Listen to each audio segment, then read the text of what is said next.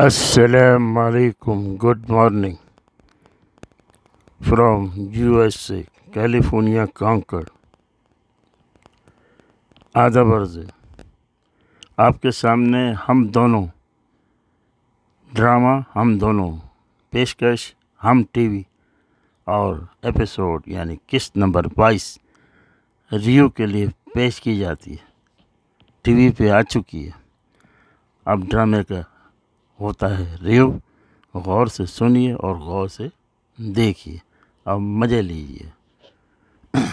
اس کے بعد سروج ہمیشہ اپنی بیوی کو چھوڑ کے وفا کے ساتھ وقت گزارنا اچھا لگتا ہے، جبکہ وہ اسد کی بیوی ہے.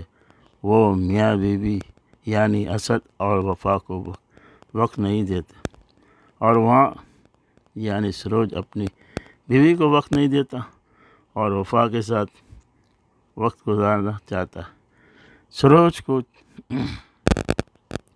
چڑھانے والا اپنا باپ، سروج کو چڑھانے والا وہ اس کا باپ ہے.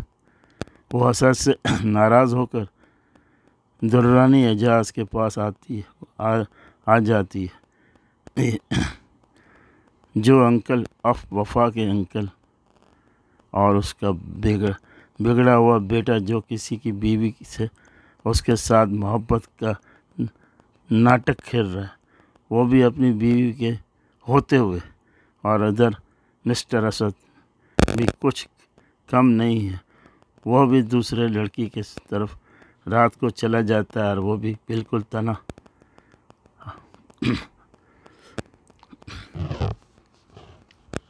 جب یہ لوگ تو بزنس کے لیے جاتے ہیں تو یہ بھی وہاں پہنچ جاتا ہے.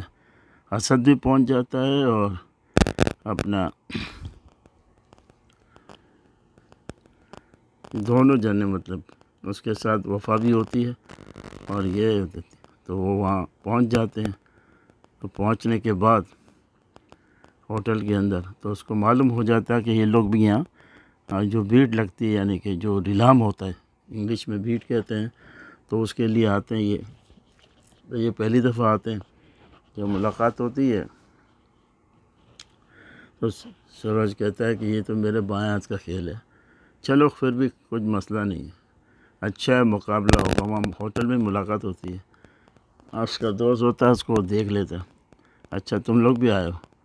ویسے اس کو کہتا ہے تم لوگ بھیڑ تو جھوٹ نہیں سکو گے، بہرحال یہ کہ چلو آئے تو اچھا ہے، ٹرائی کرو. ایسے مغروری سے بات کرتا ہے. اس کے بعد وہاں بھیڑ ہوتی ہے تو وہ سروج جو ہے کہتا ہے، وفا کہتا ہے تم بتاؤ جا کے. بولا میرے کو بھی اتنا تجربہ نہیں، یہ نہیں، بہت منع کرتی ہے. لیکن وہ کہتا ہے نہیں کوئی مسئلہ نہیں ہے، کرو. ضد کرتا ہے. پھر اس کے بعد وہ منع کرتی ہے.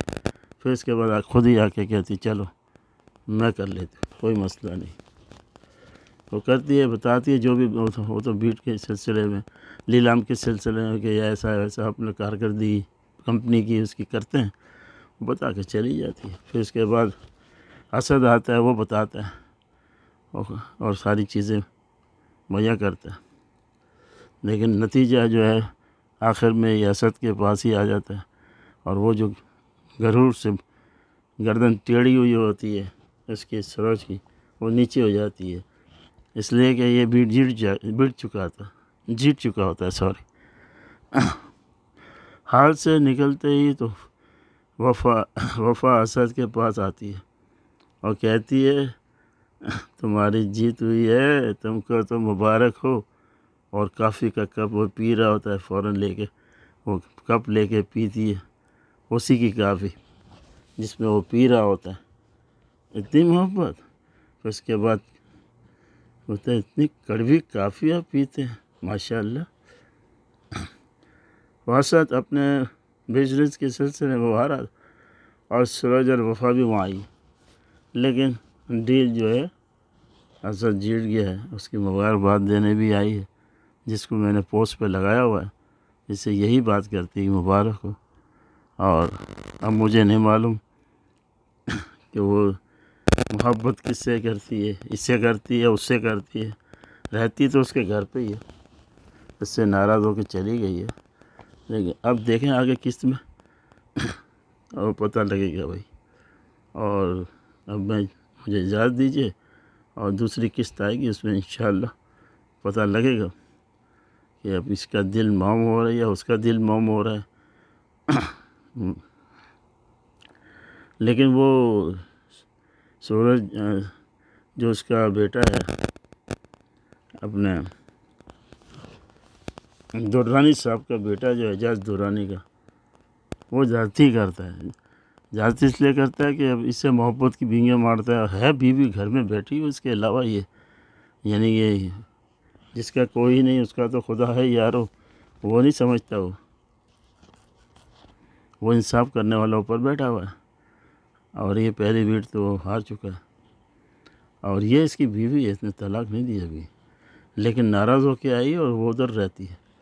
اب اس کا انکل ہے جو بھی ہے، اب آگے دیکھیں سوری اس کے بعد واپس آتی ہے نہیں آتی ہے۔ اور وہ جو اتنا بھنورے کی طرح اس کے آگے پیچھے گھومتا ہے سروج صاحب، اس کا اشر نشر کیا ہوتا ہے، بہرحال آپ دیکھیں گے ڈرامے میں نیکسٹ ایپیسوڈ میں، نیکسٹ قسط میں۔ چلو مجھے اجازت دیجیے اور دیکھیے اور مزے لیجیے۔ اللہ حافظ۔